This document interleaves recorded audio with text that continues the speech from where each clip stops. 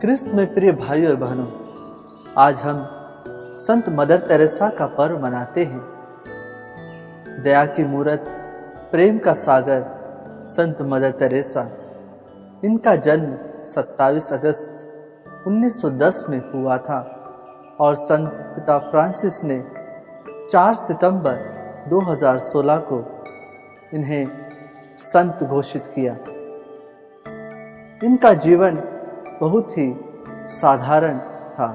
इन्होंने लोरेटा की सिस्टर बनने का निर्णय किया और उनकी संस्था में यह शामिल हो गई। यह 16 वर्षों तक एक शिक्षक के रूप में कार्य करती रही।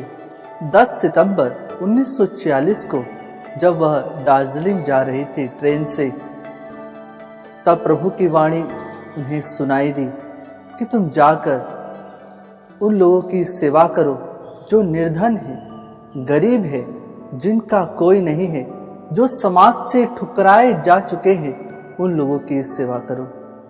तब संत मदर तेरेसा प्रभु की वाणी सुनकर अपने हाथ में केवल 5 रुपए लिए वह कलकत्ता की गलियों में लोगों की सेवा करने के लिए निकल पड़ती है।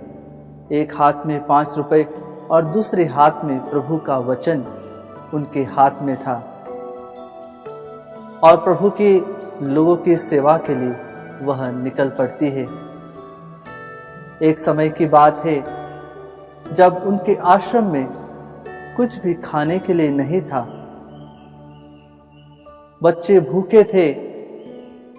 तब मदर तेरेसा एक धनी व्यक्ति के पास जाती है और उसके सामने हाथ फैलाकर कहती है कि मेरे बच्चों के लिए खाने के लिए कुछ दे दो।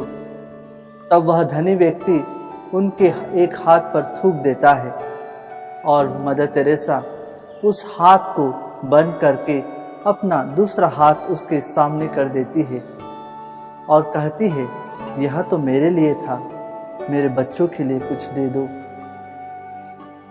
और इसी से उस धनी व्यक्ति का हृदय पिघल जाता है और वह अपने आंसू गिराते हुए संत मदर तेरेसा से प्रार्थना करता है और उनके घुटनों पर गिर जाता है। 1979 में उन्हें नोबेल पुरस्कार दिया गया और 1980 में उन्हें भारत रत्न का पुरस्कार दिया गया। उनकी मृत्यु 13 सितंबर 1997 में हुई। आइए क्रिस्त में प्रिय भाई और बहनों, हम इस महान संत से निरंतर प्रार्थना करते रहें। इनके जीवन काल में ही यह सारे संसार में एक जीवित संत के नाम से जानी जाती थी।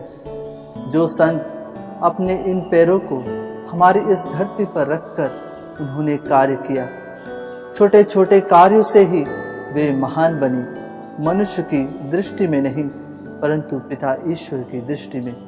आइए हम कुछ क्षण मौन रहें, हमारी इस भारत की संत से विशेष रूप से प्रार्थना करें कि जिस तरह वह कलकत्ता की गलियों में घूम घूम कर बीमारों, लंगड़े, लूलों एवं निर्धन व्यक्तियों में प्रभु यीशु को देखती थी, आइए हम भी उसी तरह जो गरीब है, जो निसहाय लोग हैं, जिनका इस दुनिया में कोई नहीं है, उनके लिए हम सहायता का माध्यम बने, ईश्वर के दूत बने, ताकि हम उनकी सहायता कर सके।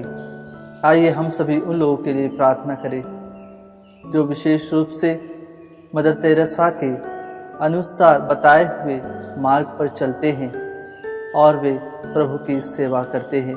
उनकी पूरी संस्था के लिए प्रार्थना करें और हम सभी भी उन सभी कार्यों को करने के लिए आगे बढ़े जिन कार्यों को प्रभु ने हमें सिखलाया है। आइए हम प्रभु से प्रार्थना करें। पिता, पुत्र और पवित्र आत्मा के नाम पर